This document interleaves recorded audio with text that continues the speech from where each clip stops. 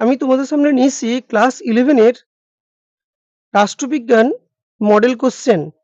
যে সমস্ত প্রশ্নগুলি আসার সম্ভাবনা রয়েছে সেইগুলোই আমি আলোচনা করি প্রত্যেকটা ভিডিওতে। এইবারেও কিন্তু একই রকমভাবে আলোচনা করছি তোমাদের সামনে। প্রথম প্রশ্নটা, রাষ্ট্রবিজ্ঞান আলোচনার সাবেকি দৃষ্টিভঙ্গির অনুসারী হলেন A Gettell, B Robert Dahl, C Harold Lasswell, D David Easton. এখানে অ্যান্সার হবে এ গেটেল। ২ নম্বর দাগের রাষ্ট্রবিজ্ঞানের শুরু ও সমাপ্তি রাষ্ট্রকে নিয়েই বলেছেন A Gettell, B Garner, C Jellinek, D Karl Marx. Answer হবে গার্নার। ৩ নম্বর দাগের রাষ্ট্রবিজ্ঞান শুধুমাত্র যা আছে তাই নিয়ে আলোচনা করে না, যা হওয়া উচিত তারও ইঙ্গিত দেয়। বলেছেন কে? A Laski, B Garner, C Robson, D David Easton. Answer হবে সি রবসন।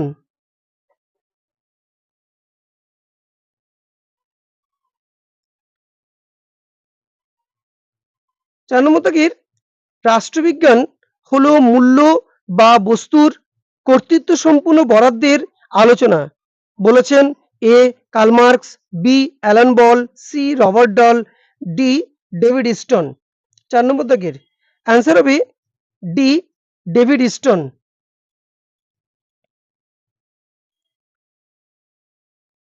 ৫ নম্বর দাগের রাষ্ট্র হলো মানব সমাজের বিরতিহীন ক্রমবিকাশের ফল। বলেছেন কে? A Burgess, B John Seeley, C Garner, D Hegel. ৫ number দাগের অ্যান্সার হবে এ বার্জেস। ৬ নম্বর দাগের রাষ্ট্র হলো মর্তের ঈশ্বরের পদক্ষেপ। বলেছেন A Karl Marx, B Hegel, C Aristotle, D Machiavelli.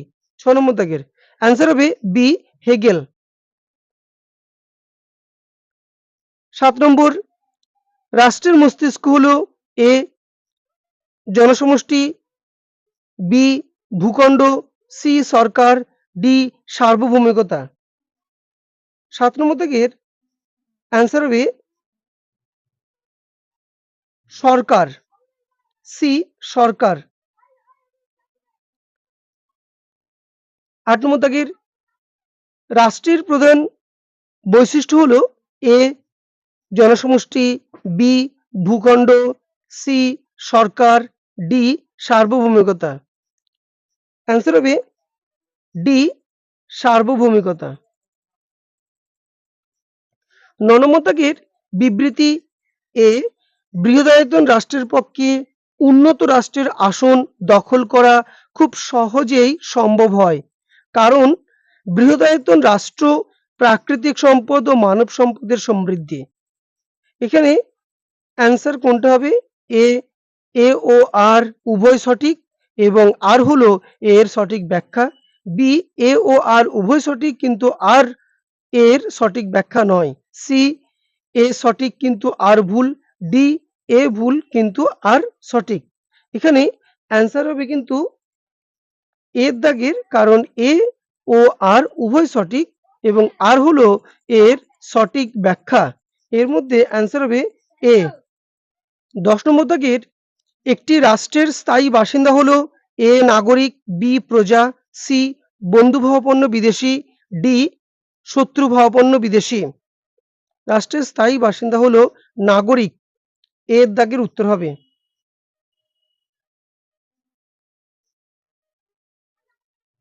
১১ নম্বর দাগের নাগরিক শব্দটির উৎপত্তি হয়েছে এ গ্রিসে, বি আমেরিকায়, সি ইংল্যান্ডে, ডি রোমে। অ্যান্সার হবে গ্রিসে, এ।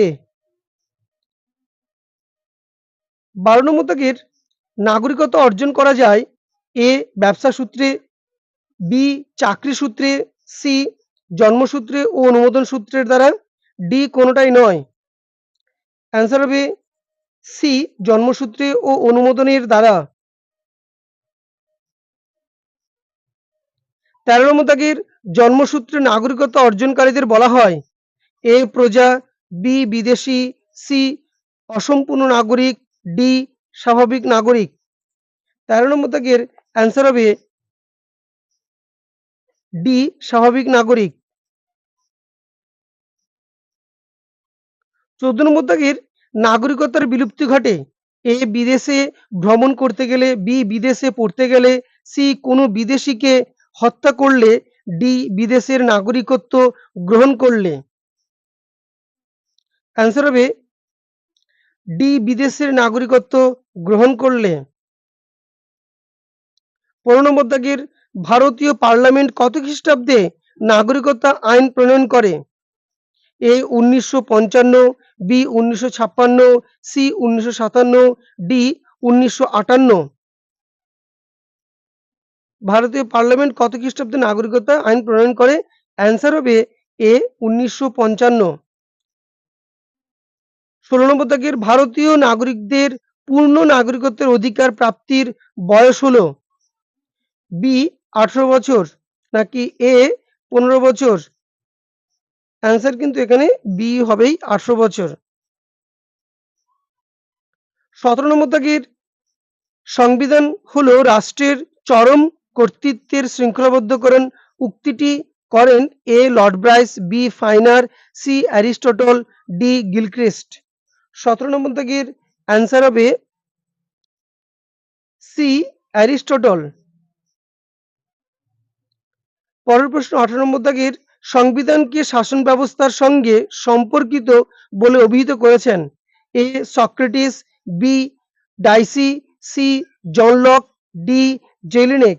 18 নম্বর দাগের অ্যান্সার হবে বি ডাইসি। 19 নম্বর দাগের গণবৈষম্যমূলক সমাজে ধনিক শ্রেণীর স্বার্থ রক্ষার প্রয়োজনে সৃষ্ট কতগুলি নিয়মকানুন হলো রাষ্ট্রের সংবিধান একথা বলেছেন এ মার্ক্সবাদীরা, বি নৈরাজ্যবাদীরা, সি উদারনীতিবাদীরা, ডি বস্তুবাদীরা। 19 নম্বর দাগের অ্যান্সার হবে এ মার্ক্সবাদীরা।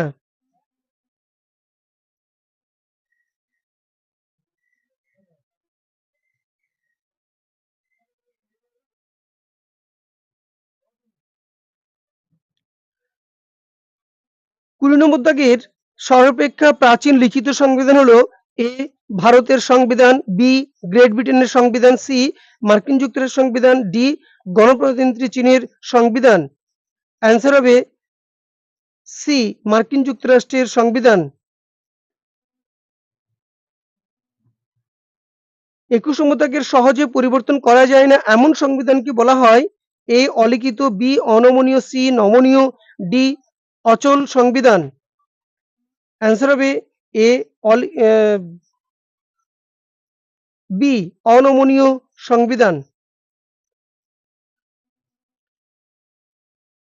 22 নম্বর দাগের জরুরি অবস্থায় সবচেয়ে কার্যকরী সংবিধান হলো এ দুষ্পরিবর্তনীয় সংবিধান, বি সুপরিবর্তনীয় সংবিধান, সি লিখিত সংবিধান, ডি কোনোটাই নয়। অ্যান্সার হবে এখানে বি সুপরিবর্তনীয় সংবিধান। 23 নম্বর দাগের সংবিধানের অন্যতম গুরুত্বপূর্ণ কাজ সরকারের ক্ষমতা ও কার্যাবলীকে নির্দিষ্ট করে দেওয়া। ভারতীয় সংবিধানে ওয়াই তফসিলে কেন্দ্র ও রাজ্যগুলির মধ্যে 3টি তালিকার মাধ্যমে ক্ষমতা বন্টন করা হয়েছে। এই 3টি তালিকা হলো যথাক্রমে কেন্দ্রীয় তালিকা, রাজ্য তালিকা এবং যুগ্ম তালিকা। এখানে ওয়াই তফসিলটি হলো অ্যান্সার হবে 23 নম্বর দাগের এ তৃতীয় তফসিল, বি সপ্তম তফসিল, সি দশম তফসিল, ডি দ্বাদশ তফসিল। এখানে অ্যান্সার হবে বি সপ্তম তফসিল। 24 নম্বর দাগের সংবিধানের অন্যতম প্রধান কাজ হলো ড্যাশ পরিচিতিকে তুলে ধরা এ সরকারের, বি জনগণের, সি জাতিসত্তার, ডি শাসন বিভাগের। 24 নম্বর দাগের অ্যান্সার হবে সি জাতিসত্তার।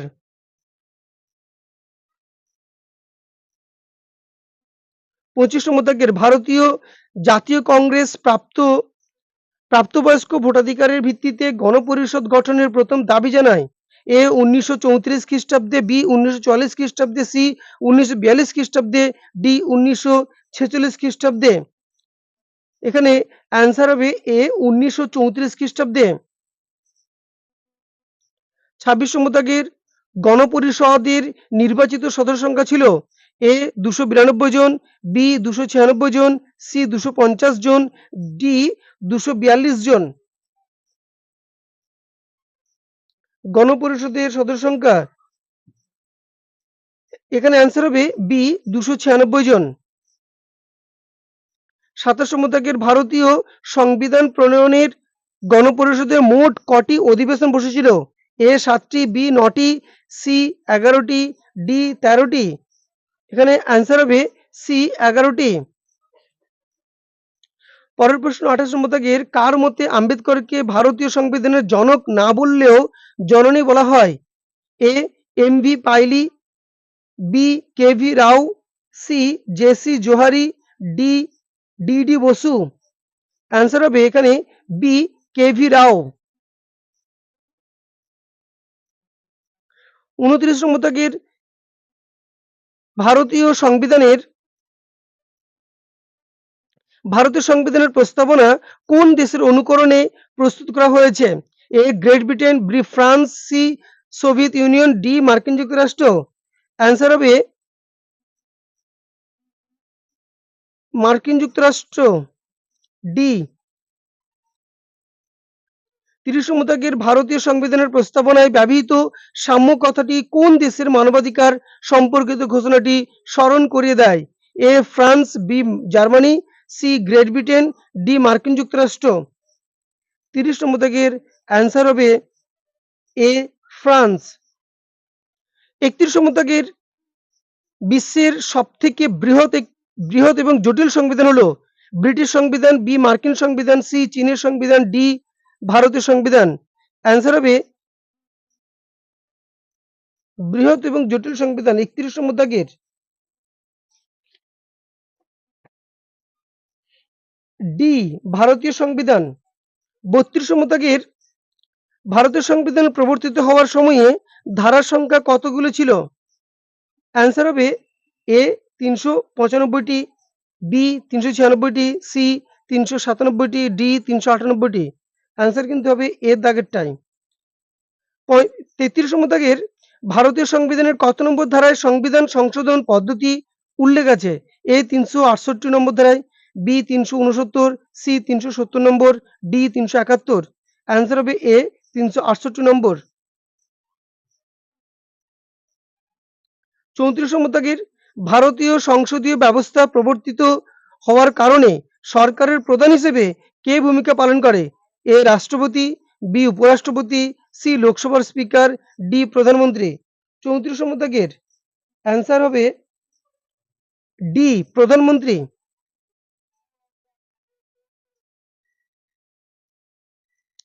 35 নম্বর দাগের 1985 সালে কততম সংবিধান সংশোধনের মাধ্যমে আইনের মাধ্যমে সংসদ ও রাজ্য আইনসভার সদস্যদের দলত্যাগের কারণে অযোগ্যতা এবং সদস্যপদ খারিজ করার জন্য সাংবিধানিক বিধি ব্যবস্থা গৃহীত হয়েছে? এ 52তম, বি 53তম, সি 54তম, ডি 55তম। অ্যান্সার হবে এ 52তম। 36 নম্বর দাগের বর্তমানে লোকসভার মোট কত আসন তপশিলি উপজাতিভুক্ত নাগরিকদের জন্য সংরক্ষিত আছে? এ 25টি, বি 30টি, সি 47টি, ডি 50টি। 36 নম্বর দাগের অ্যান্সার হবে সি 47টি। 37 নম্বর দাগের অনগ্রসর শ্রেণীর সুবিধার জন্য গঠিত দ্বিতীয় কমিশনটি হল? A Kaka Kalelkar commission, B Sapru commission, C Mandal commission, D L M Singhvi. Answer হবে এখানে সি মন্ডল কমিশন।